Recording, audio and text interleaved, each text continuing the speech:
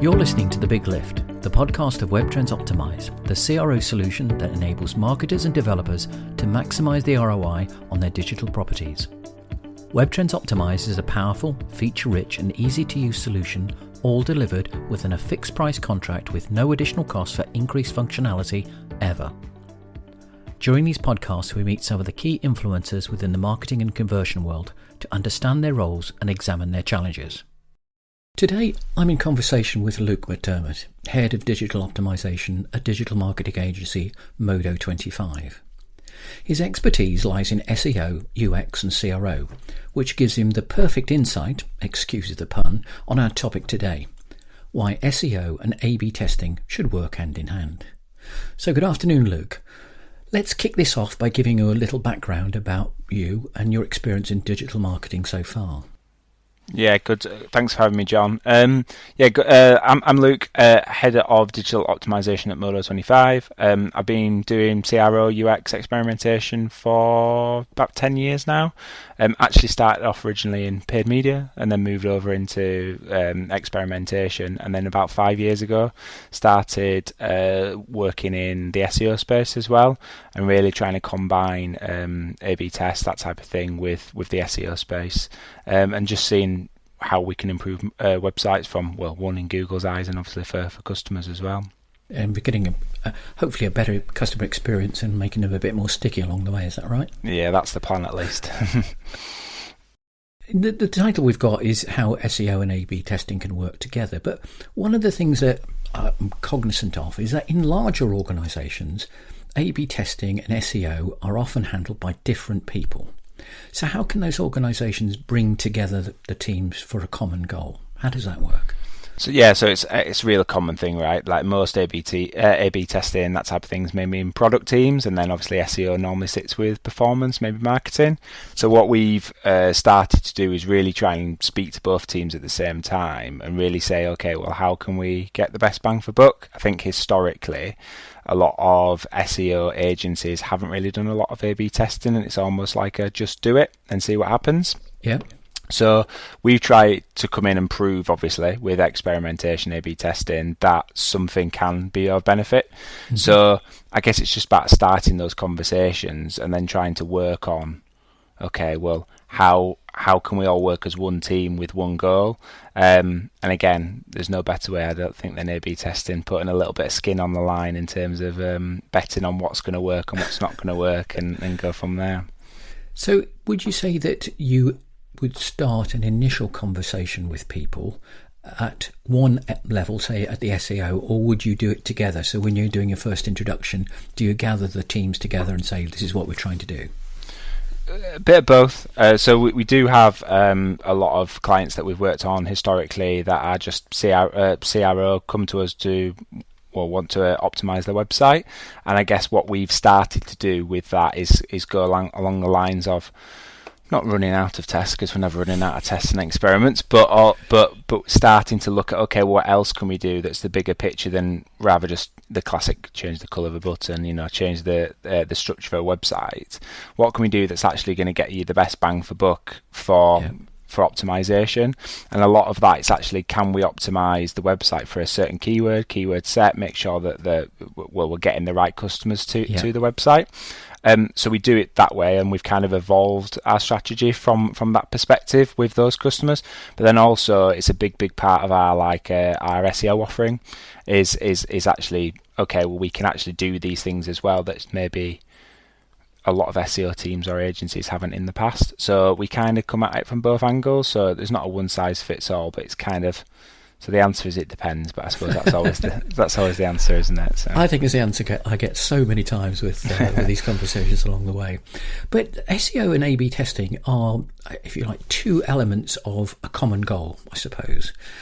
But SEO, if I can remember correctly, SEO is very much with regard to getting the right keywords and things like that. And I know it's changed a lot with influence and authenticity. But how do you manage to be able to start off? Is it starting with SEO and then testing it to see if it works? Is that how it puts together? Again, it depends. But I think like what we always do is we always do an audit of the website first and foremost. So a real look at what's actually going on, like what's good, what's bad. We also have a tool in house which basically looks at landing pages and looks at where the traffic's coming from, and where ultimately we think there is value or additional value in testing. So we start there and then work out what's actually going on. So we can then decide, okay, well, actually, is there some actual SEO that needs to be tested on that page to start with, and then work things through from that perspective. But it always starts with the audit and working out, well, one, is there something to optimize or is there not for a landing page, and then obviously whether that be SEO purposes or whatever, and then go from there. Do you think there's an element of what we used to say, calling your baby ugly by going into their website and saying, actually, you're not doing this right, you're not doing that right? How well is that received? Again, I think it depends on who they are and what they want. I think 9 times out of 10 when most people speak to us, they know they've got a problem, or in your analogy, they know that their baby's a little bit ugly and needs a little bit of makeup maybe to tidy it up a little bit. So I think most people who we speak to, at least, like know that there's a challenge or something that they need to improve, and it's about then coming to us and saying, okay, well, we've got a large set of test ideas, databases where like we've worked on this before, and I think that's where the value and what a lot of people see is in Modo 25. Like, we've done this a lot. Like, obviously it's about pulling the levers that work for you, whether that be starting off with a CRO campaign or whether that be an SEO campaign, whatever it might be, or even PPC, and working out what's the best strategy for you, and again, not being a one size fits all. But yeah, like, I can understand why potentially some people wouldn't be too happy with you saying your website's rubbish. I get the feeling that the answer to this next question is going to be, it depends as well. But how can SEO and AB testing work hand in hand? What are the kind of the levers that you need to pull? So I think the first thing that we see is obviously the content angle, and I think that was the first thing that we really went into. And I started off, and actually the reason I started looking at SEO itself was in a big agency beforehand, where big SEO agency, and we SEO was kind of influencing the website a little bit, and it was the tail wagging the dog, so to speak. And we were having huge sections of copy that were just ruining the experience for customers, but obviously that's what Google needed. So we found out that roughly 17% of all words on websites are being actually read. Only 17? Only 17, correct. But obviously Google needs all of them. So because of that, obviously we said, okay, well, what can we do to not reduce them, but also what can we do to move them around, manipulate the page to A/B test and change what that looks like, whether that be hiding in accordions and such, or just even moving that content around on the page. And that's when we started to see a real good uplift in the value of testing from that perspective, and then that led on to multiple other areas of SEO that we started to test. And what's your kind of criteria for success, if you like?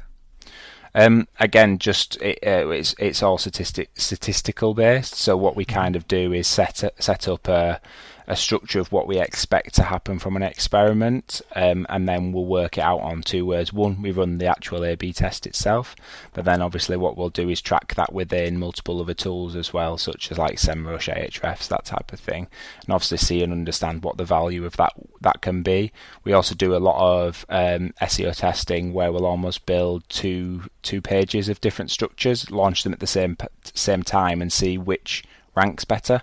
So we can start to see. So the success, I guess, is deemed on what we're actually trying to do, but ultimately the main thing or the core metric that we're looking for is more visibility to the page, as well as obviously the classics of any CRO campaign, so your conversion rates, your revenue increases, your AOVs, that type of thing.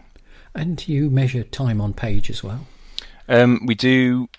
It again, I feel like I'm saying it depends so much now, but it depends on the client. Like we've got everything from fast fashion right through to we've like super niche, high end bespoke real estate. So obviously it's a lot different for that, and even what we're testing. So ultimately, like if we were looking at a blog, for instance, we'd expect that time on page and things like that will be something that a metric that we would share and report back to our clients. Whereas if it's selling a pair of shoes to somebody else, maybe we're not too bothered about that time on page. So I can see, A/B testing working very, very well on pay-per-click. Obviously, you can see when somebody clicks on the page how long they stay on the page, where they click on from that point on. But SEO is quite generic by comparison to a landing page which specifically talks to where the customer came from, etc., etc. How do you be able to utilize SEO and A/B testing without kind of creating an imbalance between either one's winning or the other's winning? So yeah, I think like what there's varying degrees of what we always look for. Again, I think it comes into, well, I suppose the argument is anything ever winning? Yeah. But I think what we always look at, again in comparison to PPC, is like we look at those KPIs that we look at for a page. Mm-hmm. So what we're always looking at is ultimately, has the test been successful by those visibility metrics, by those conversion metrics, and work on from that perspective. Does that answer your question? It does to a degree, but one of the things that I would suggest is user experience has a lot to do with pay-per-click. Is that the same with SEO? Does it refer back to Google to be able to say actually people were either longer on the page or they click some links or something like that? Because SEO seems to be a kind of a draw from your website outwards, but not necessarily, and I'm not sure if I'm explaining this correctly, but not necessarily something which is, how would you describe it, a selling point. It's because you're trying to be able to provide information and education, whereas a pay-per-click page obviously is trying to sell somebody to do something beyond that page. And you can see that whether they actually click through or not. Is it the same for SEO? And how does that influence SEO in a kind of circular motion? Does it do that at all? Yeah. So ultimately it depends on the keyword. Yeah. So I think obviously, like from what you're saying with pay-per-click, 9 times out of 10. It's more shorter tail, more short and snappy. So it might be a black dress, for instance, that you're searching for, and then you'll obviously pull through the landing page for that. So the principle is exactly the same. If anything, obviously, it's just more free traffic from an SEO perspective. So the principles are exactly the same. And again, what we've done a lot is testing actually quality scores with the PPC team, and working out that actually the landing page element of that is the most important of the 3 components of quality score, and that ties into the whole SEO elements as well. So is the page giving the right information, correct information? Is the website fast? So the priorities are still the same for shorter tail keywords in terms of the way that we're working. I understand what you're saying in terms of a little bit more longer tail. It is a little bit more like upper funnel, and like again things like blogs, stuff like that. Yes, like maybe not as much of a drive on terms of what the conversion will be, but we also have worked on a lot of things with our clients in terms of structure of blogs and the way that they're presented, so that they can actually lead to conversions and trying to commercialize the blogs. I mean, one of the things that we get quite a lot is people asking us that, like, how do I make money from my blog? And we see a lot of it is in terms of still traditional A/B testing, but actually where do I put my banners, promotions within that structure? Does that answer your question? Yes, it does. One of the things is that a lot of the things, at least in my day when I was doing SEO, was off-page content. Rather than on-page content, things like you're looking at external expertise, authority and trustworthiness, EAT content. How can you, if you can at all, I don't know if you can, influence that sort of thing to be able to drive better responses? Yeah, so again, like one of the things that we've tested quite a lot around that is, particularly again on the blog posts, is things like authorship, that type of thing, removing authors, adding authors into it, like and improving seeing what the value is. I can tell you, which will be no surprise, that having authors on blogs, more relevant, updated blogs, that type of thing, like actually does improve, and Google sees that as a signal. And again, we've done lots of A/B testing with that I'm happy to have degrees of conversations with people about. But yeah, like that's one of the things that we've seen, like, is around that expertise and authority. People want to know that there's somebody else there that has been there, reviewed it, that type of thing. So we have seen a lot of values in terms of that. Again, always the classics in terms of headlines and such as well, in terms of reviews, that type of thing as well. Yeah. Like Google likes them, but also that's something as well that like a lot of customers like as well. So that's something we can or have A/B tested quite successfully around like that EAT content. Equally as well, at the same time with that, we can do that off page as well, but I feel like we might talk about off page as well a little bit more. I was just about to say, what about the things like keywords, meta descriptions, and title tags? Yeah, so that's the other thing that we have a regimented process that we work through with our clients when we first start to look through. I mean, it's no secret that everyone in the last 6 months, because of AI overviews and such, has probably seen a drop in clicks in their Search Console's account, that type of thing. So one of the things that we really want to do is trying to maximize click-through rate. Like it's a real simple metric alongside conversion rate that, if we can get eyes onto the page, then we've done half the job. Yeah. So we do a lot of testing of meta descriptions, page titles, H1s, H2s, all of that as well, to optimize the landing page and see what actually works and improves the obviously rankings. And is that an easy task to do, or is that more complex than actually doing the on-page content? I think it depends on who you asked in my team. I think like we definitely. I think it's the easiest to track. I think in terms of from a performance perspective of value, I think there is a little bit of looking at different reference points as well with the on-page content side of things. And again, which I think we're going to come on to in a second, but like actually the actual engine or search engine that we're actually looking at. So yeah, as always, it depends, but I think it's easier to track the meta descriptions and such in terms of the performance and increases. We kind of, when we, in our previous discussion, we talked about more and more organisations are becoming more reliant on AI. Mm-hmm. That must be, I suppose, great in one sense because you can get content quicker, but providing relevant content into the mix around SEO as well, I'm sure that's a bit more challenging. So how does that work with you and being able to introduce content via AI? So we do use some elements of AI for our content. It depends on who the client is and what we're actually writing about. So we found historically that, or currently even, that we're like certain topics are better to write on than others. Mm-hmm. So when it's things like product recommendations, that type of thing, maybe reviews of like the best 5 car seats in the industry, that's really, really good for AI to write. With us just dropping in, these are the products that we want to potentially recommend or things like that. Whereas when it's things a little bit more longer form and a bit more detailed, experienced, again, we've got some clients in the holiday space. I don't know, would it be classed the holiday space? But you take my point. And it's a little bit more tailored in terms of an AI machine we found can't really tell you how a lake looks or feels or that type of thing.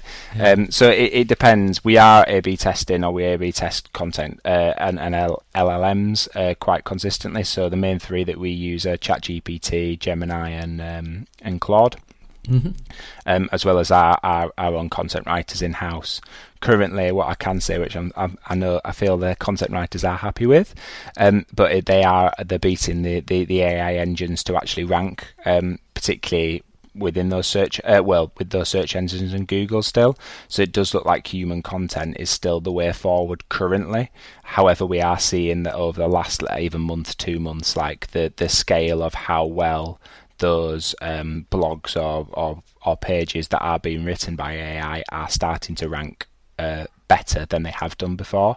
So humans are still in charge, or that's at least what we've seen, but it doesn't look like it might be for too much longer before the machines can take over or compete with us. Yeah, because if you use 2 different AI tools and ask the same set of questions, you invariably get different answers, somewhat different. They won't be completely different. But it's okay in, say, Modo 25, where you're actually using 2 or 3, so you can aggregate the results between 3. But generally speaking, if you like, people who are doing it by themselves are probably only going to use a single AI tool because they're looking for fast and efficient use. So how do you get your clients, once if they've stopped being a Modo client, to be able to continue to use AI but know they're getting the best bang for their buck from the AI engine they've got? Do they just follow one route? So there's 2 ways. At the minute we're actually training some of our clients on this. The first one is actually the way that you actually behave with the actual engine that you're using, whatever that might be. You're totally right that some are better than others for certain things. So we've seen that Gemini is quite good for like data analysis and research, whereas things like Claude and ChatGPT are a little bit better, or look like they're a bit better for blog content and that content creation. So there's that element of it, but then it's about what you're feeding into it. So there's almost like the reverse questioning, which we've seen is quite successful. So almost like asking the search engine to ask you questions around the topic and area, and then feed in things like pretending as well around them being an SEO expert, for instance. So they'll pretend to be an SEO expert. They'll ask you 10 questions on what keywords, different varying degrees of things that they'll want, which ultimately then lead to a better result. And again, we've done lots of experiments in terms of actually those questions, is it 10, is it 12, is it 15? Obviously, it feels like, or from what we've seen, the more questions in that reverse questioning that you get, the search engine asks you, the better. But ultimately, do you want to be sat answering questions from ChatGPT all afternoon? Probably not. So normally we start with a minimum of 10, right, and then go from there depending on what we're actually writing. Have you got an example that you could use, without naming names, of how you've actually used that kind of questioning technique? Say if it's a holiday company or something like that. What are the kind of questions you'd ask them to be able to provide you with the questions? Yeah, so we've got a client in the cycling space, and basically we wanted to write some content for them. So what we do is say, I want to ask you ask me 10 questions in the cycling space around the top 10 products. I want you to behave like an SEO professional, and I want the content to be around 800 to 1,000 words. And then the ChatGPT in that case would then ask you questions around what are the keywords that you particularly are interested in. Are there any other competitors that have similar blogs that would that are of interest to you? What tone do you want to use? So obviously just have a conversational chat with the LLM, and then it answers that and then comes back. And what we've seen is that gives you a far better result, particularly because it's giving you better information than just asking, I want to blog on cycling for. But these LLMs, presumably you're using generic LLMs. You haven't got your own AI engine or anything like that. No. Surely you're just feeding the internet with potential competitive information. So you can close it off. So what you can do is, so there's no personal information that in that example that I just gave, but you can actually close it off itself. So you can, I think that's only on pro versions actually, but you can close that off so that any information that you wanted, you could just make sure that wasn't available for ChatGPT or whatever like. So it gives you that security in itself. One of the other things as well that we have done is we actually have an account for each of our clients so that it doesn't cross-reference anything. Yeah. Because that's one of the things that it does like to do quite a lot, particularly ChatGPT, is hallucinate in terms of almost picking up previous conversations. So we always make sure that our clients are all regimented in one account so that it's not talking about holidays and cycling, which from time to time can be useful, but not always. So it's interesting you say you ask questions, or you ask an LLM to be able to provide you with questions which you can then answer. In I won't say the early days, but certainly a few years after Google came on board, the use of long tail questions gave better answers for SEO. Does that work in the same space, as you say, in using ChatGPT or any one of the other LLMs? Yeah. So absolutely. So what we've seen is, particularly with AI overviews, that type of thing, a lot of the engagement is particularly from that informational content angle and those longer tail questions. A lot more people asking about longer tail solutions than what before. So what we're seeing as well is that is the content as well that we're seeing the best bang for buck in terms of getting engagement for. One of the things that we also are tracking now is how many searches, queries, terms are people being shown up for in ChatGPT and such, and all of them are, like you said, those longer tail questions around, what is the best car seat for me, what's the best road bike for me, that type of thing. Yeah, there seems to be a lot of that on the internet at the moment, isn't there? Yeah. Anything you're looking for, here's the top 10, and hey presto, there's links to Amazon in nearly every one of them. Yeah, exactly. To be able to do so, it's probably a little biased, to say the least. Let's say. So you're using this collaboration of SEO, AB testing, and LLMs, or artificial intelligence. How often should you be checking back the effectiveness of these things for your SEO? Is it something that goes on every week, every month, or is it something that you could say actually is a continuous assessment?